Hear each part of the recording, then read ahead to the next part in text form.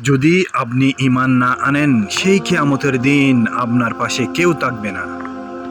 এখন আপনি যে ধর্ম নিয়ে আছেন, যে ধর্মের উপর আপনার জন্মগ্রহণ, সেই ধর্মই তো পালন করেন।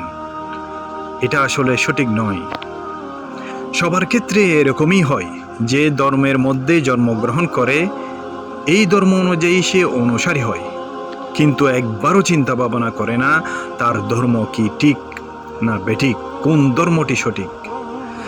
চিন্তা ভাবনা করা খুবই প্রয়োজন। এই পৃথিবীর মানুষের জন্য একটাই ধর্ম হওয়া প্রয়োজন, কিন্তু ধর্ম হচ্ছে অনেক।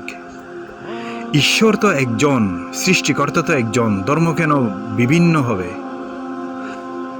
এটা কেন? এটা হচ্ছে শয়তানের বানানো ধর্ম। আর আল্লাহ তাআলার কাছে গ্রহণযোগ্য দিন ধর্ম হচ্ছে ইসলাম।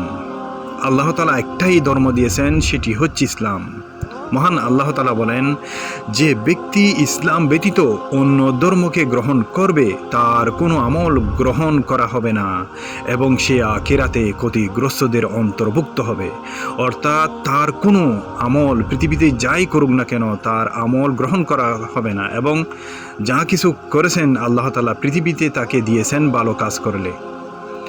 মহান আল্লাহ আরো বলেন, যে কেউ রাসূলের বিরুদ্ধাচরণ করে তার কাছে সরল পথ প্রকাশিত হওয়ার পর এবং সব মুসলমানের অনুসৃত পথের বিরুদ্ধে চলে, আমি তাকে ওই দিকে ফেরাবো যে দিকে সে অবলম্বন করছে, এবং তাকে জাহান্নামে নিক্ষেপ করব, আর তার নিকৃষ্টতর গন্তব্য স্থান।